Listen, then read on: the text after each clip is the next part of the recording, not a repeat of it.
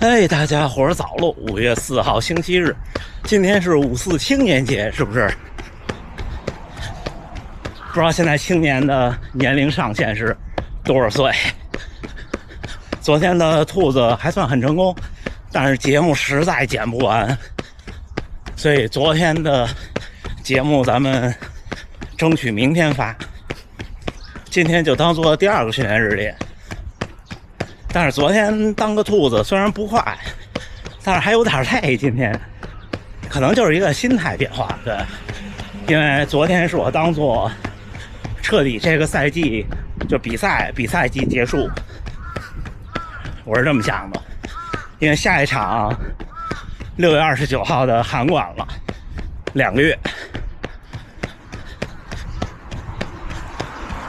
现在这个春天在这边。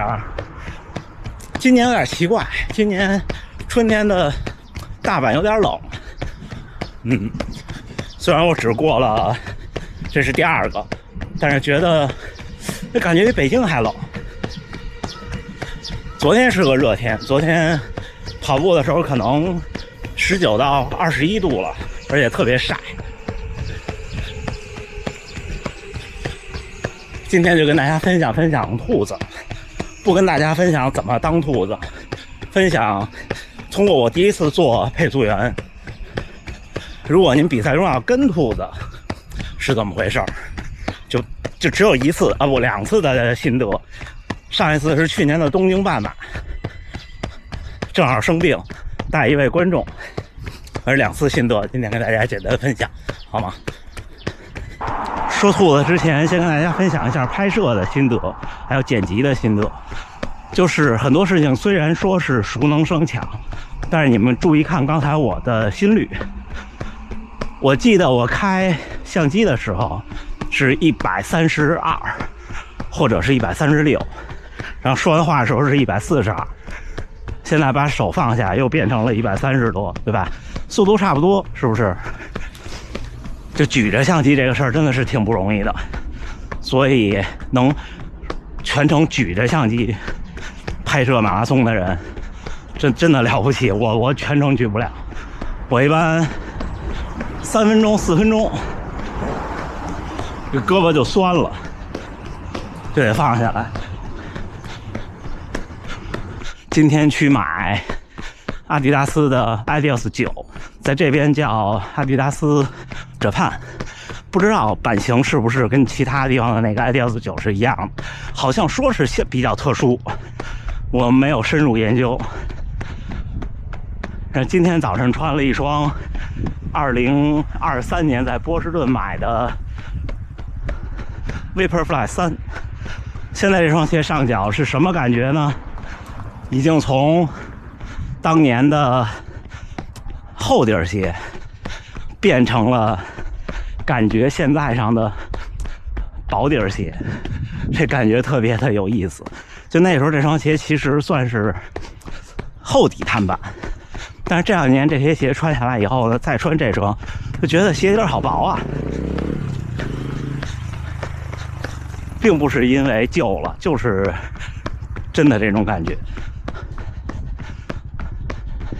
但是再薄的薄底碳板，或者感觉上再薄的，也和那种不一样。这鞋咱们明天等我穿上那个阿迪达斯的那双薄底，咱们再说。当兔子这事儿不容易，先简单跟大家聊聊第一次当兔子的感觉。昨天那个比赛规模太小了，它就是一个几乎是个人组织的那么这种小比赛，200个人参加，所以呢整体水平也不高。有高手就是来娱乐来玩的。昨天集合的时候，人家问说我们今天最快的兔子是130，因为我本来计划的是125，后来我看了看他们历史成绩，我觉得125的话应该一个跟着我的都没有，就说130吧，正好也是70公里之后保守一点。然后有2个人举手，一开始只有2个人举手，当然最后其实是加上我有4个人，这大家看节目就好。最后冲刺的时候只有2个人，因为另外2位先生还有力量，最后2公里就让他们先加速了，我还是稳住。但是其实说稳住，昨天跑了1小时28分32秒，也还可以。那确实是不太好掌握配速，而且从开始到前7公里，跟在我身边的只有一个人，那就2个人就搞不定说谁快谁慢。然后我问了他一下，我说最好成绩多少？他说83分钟。我肯定没听错，说了2遍。但是最后小伙挺艰难。我一听83分钟，我说反正就咱俩，就随便吧。我就尽量努力稳一下，最后也还行，差1分多钟。下边就跟大家分享一下，你如果想跟一个兔子破你的 PB， 你得怎么想？就是首先，任何一个配速员，除了很专业的运动员，都不会带得很稳的，都会有上下变化。他只能保证说，哎，我这1公里，像昨天我这1公里在4分12，因为我的目标是4分15，但是就是除了冲极限的那种兔子以外，很少有能卡在4分15，因为我也不敢卡。像昨天那个比赛是没有公里牌的，有公里牌的可能还好，没有公里牌的就只能自己看。那你跑多了呢，所以大部分不敢按照自己手表去卡那个配速的底线。可能比方3小时的兔子会按照能带到259就很棒了，我觉得一般可能都得是258，因为3小时的兔子一般怎么着得跑进245的能力吧。像昨天其实我就是3小时的兔子，因为130嘛，对吧？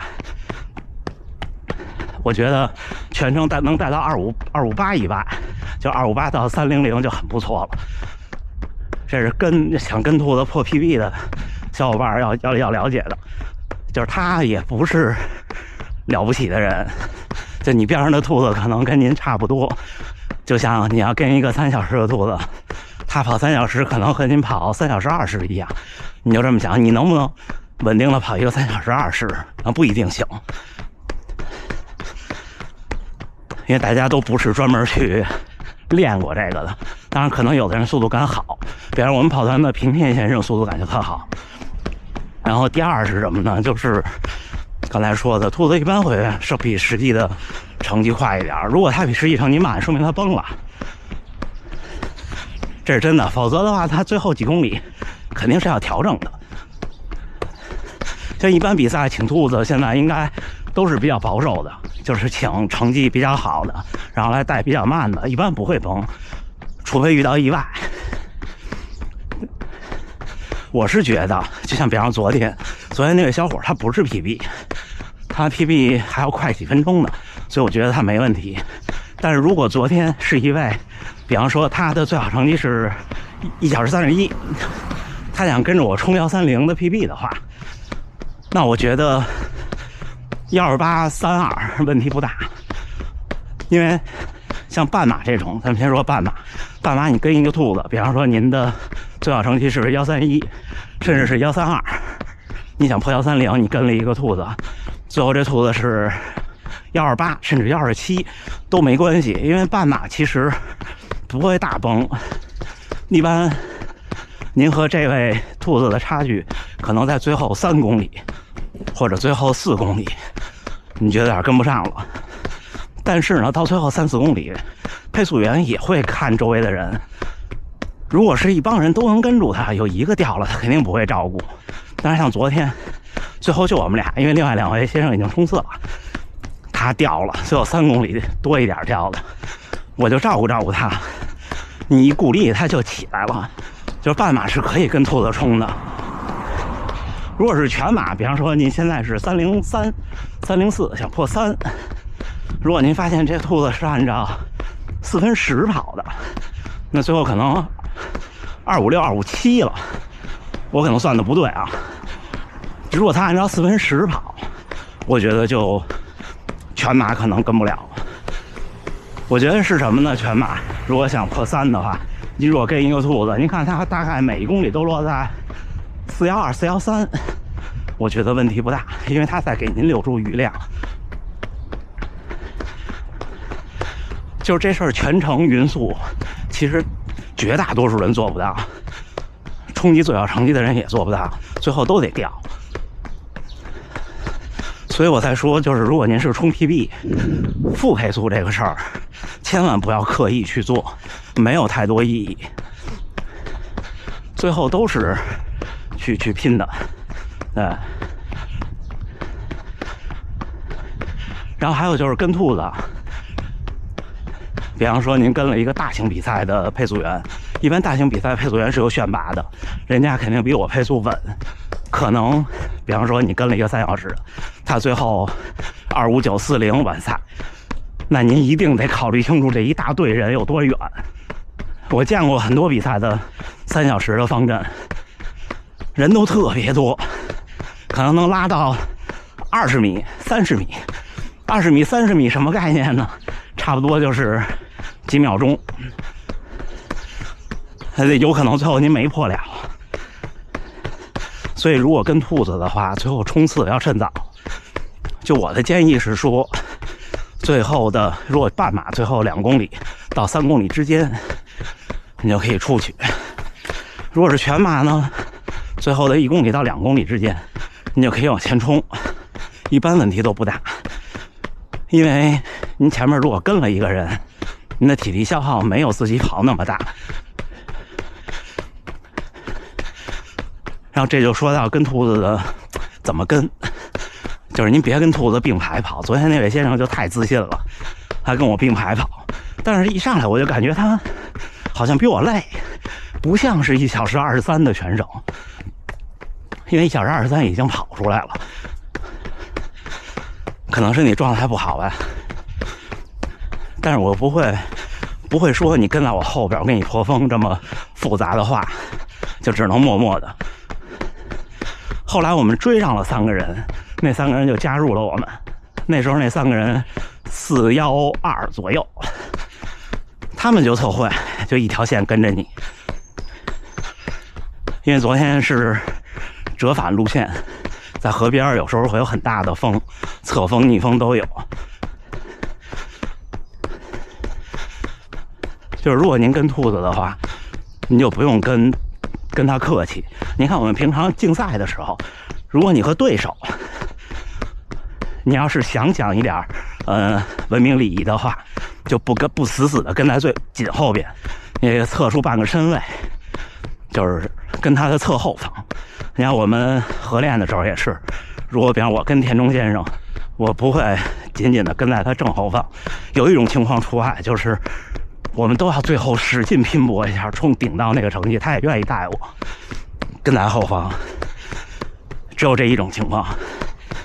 但是呢，如果您是那种一定我要拿名次的比赛，我要竞争的比赛，你真跟了也没事儿，因为就是正的跟在别人身后那么跑，其实是最省劲儿的，体感上它并没有真的省劲儿，可能真的省的就是那一点点风，但是体感不一样。另外就是你给前面人有特别明显的压迫感，这一点呢，为什么说跟兔子没事儿呢？因为他是比赛请的配速员，他不在乎这个，他希望后边有人。像昨天如果我一个跟着我都没有，我有点别扭，对吧？但是这个感觉对前面的人其实挺有压迫感。就是那天我那场地5000，你们看前2公里，后边那位先生姓冈田，大伟先生介绍了。那天见面的时候好像说他要目标是16分多，我当时想的是好快啊，而且一开始他就跟在我身后特别紧，就是呼吸声特别清楚。我其实是挺紧张的，所以前2公里冲的挺快的。第1公里第一个几百米我让开了内道，就是想让他往前，他往前不了了，然后我才并过去的。就有人跟着的那个感觉是挺紧迫的，但是跟着配速员的话，您就相信我，您就跟住他最后边，就跟住他后边。为什么这么说呢？就是还有一个事情就是取水，如果你在他的内侧或者外侧，要么就是你去取水麻烦，要不然就是他取水麻烦。因为作为配速员，如果语言还通还好，可以沟通一下，说我快了要跑2步，我先去取水。像昨天那种情况又不通，那只能匀速到水站，那怎么办？在家并排跑着，我只能给他让，或者我冲过去。所以昨天20公里我就喝了1次水，其实不喝也没事儿，能量胶跟盐也都没吃。起跑前吃了一个，因为中午11点才起跑，就已经饿了。所以跟着配速员，你就跟在他后边，保持大概2米、3米都可以，这样他还能照顾到你，然后他也没有后顾之忧。配速员本来就不容易，因为还要不停的看速度，这样大家都特别的，都能获得最大的利益。还有就是水站，就别跟配速员客气。你到水站以后，比方说你觉得我拿不到，我被挡了，你就赶紧跟他说我要拿水，没问题的。或者是说你说能不能帮我拿一下水，也没问题的。就比赛里帮人拿水这事儿，其实并不是很困难，因为你俩在一个速度上。还有就是，如果比方说你在一半的时候，你觉得这个方针慢，我想摆脱他们，我的建议是，如果这是一场成绩必须要拿到的比赛，您不是100%觉得我真的是就这太慢了，我建议您缓一缓。因为昨天那场比赛，我又一次看到马拉松这事儿，或者耐力运动这事儿，真的是，一分耕耘一分收获，一分积累一分能力，真心话。你看那位先生一开始我们俩聊了2-3公里，什么事儿都没有，然后状态还特好，但是过了17公里，就已经不行了，头都已经歪了，就瞬间就不行了。就先开始是14-15公里的时候，觉得他开始有点软，然后呢17多公里就开始掉了，到最后都冲不了刺了，勉强加速。但是其实10公里之前完全看不出，10公里之前我们2个看上去还是那种特别性，所以别太对自己有怎么说呢，就判断要准确。因为马拉松这事儿就是，我觉得一个赛季结束，不管是夏训还是冬训，到下个赛季开始，除非您现在还是4个多小时，那您说我能提高多少？说谁都说不好。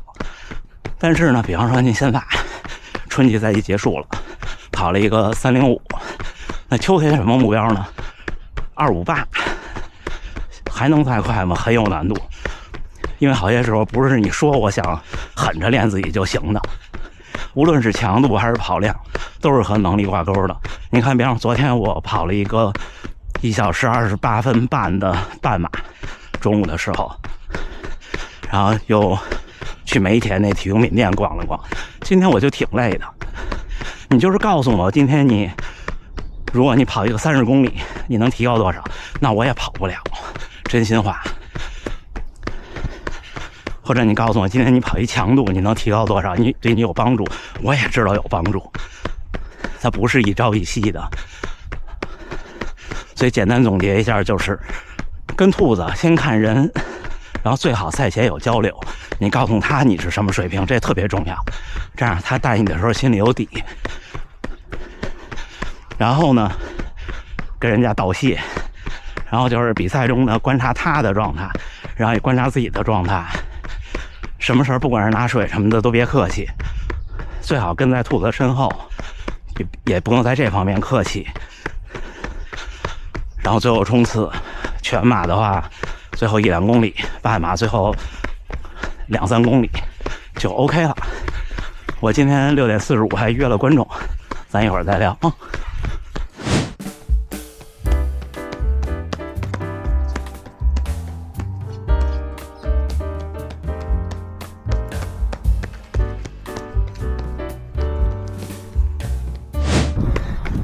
哎呀，小伙伴们，跟观众约好了6点45，有又发生了不知道什么意外，不知道是我记错了还是观众记错了。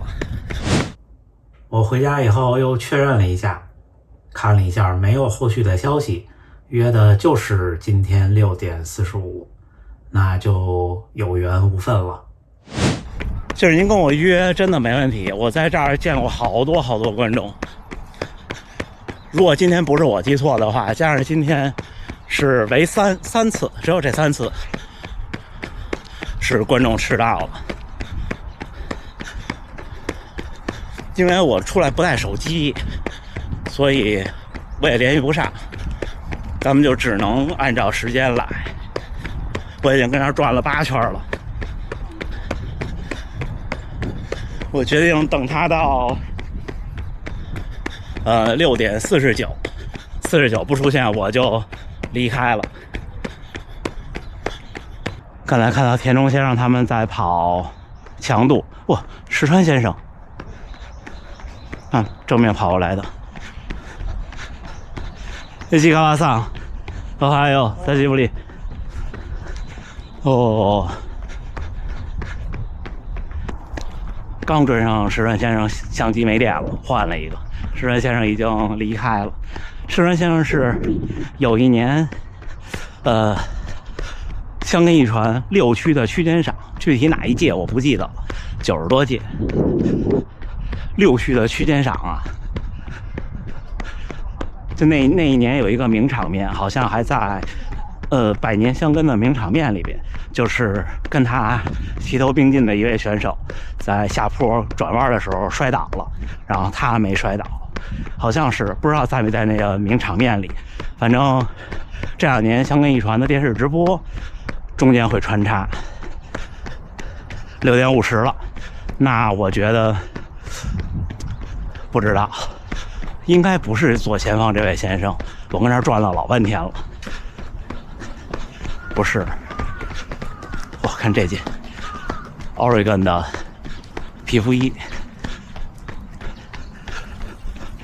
然后我这人就心软，再转一圈吧，肯定不是他，这一看就是日本人。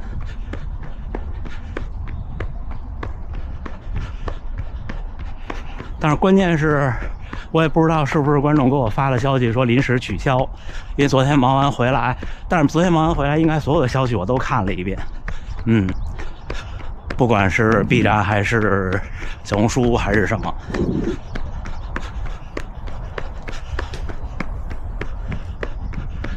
当时那个观众还说能不能加微信，我说我们见面的时候再加吧。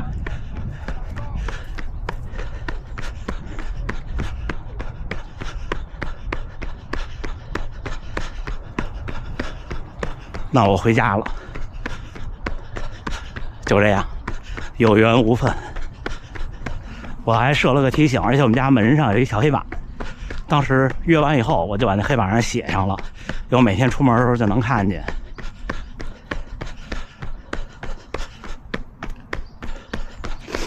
好，田中先生他们跑过来了。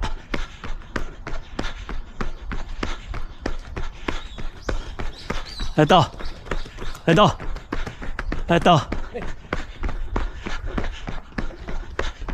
野口さん。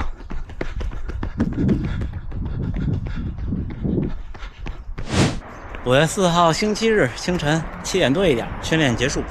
今天早上就跑了17公里，刚才在大阪城，田中先生他们在跑，可能是1公里的间歇，然后正好。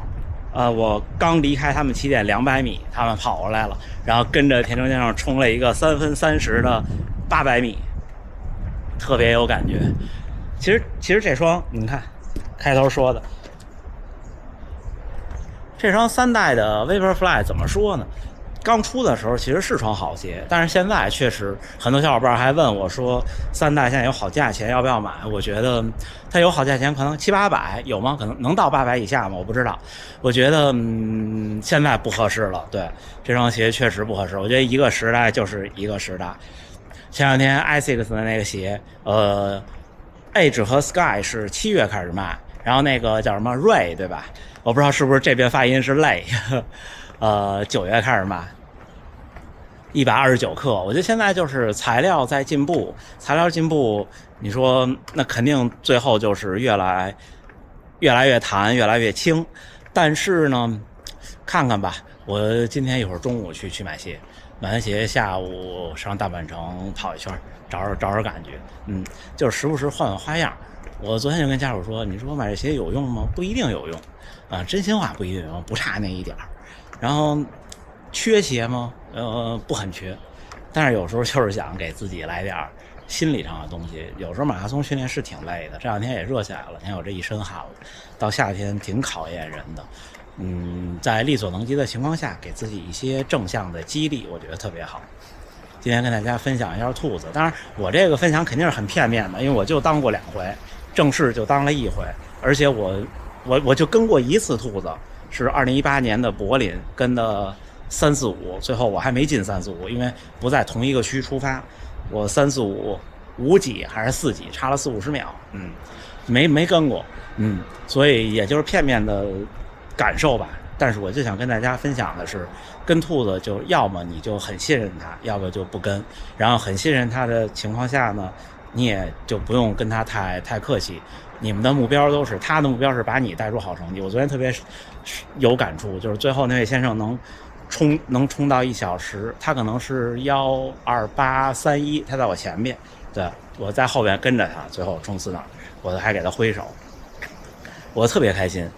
我就真的觉得特别开心，所以我还想再做下一次，行吧？那就这么着，不跟大家多说了。最后还是祝大家呢努力生活，健康平安，咱们明天再见。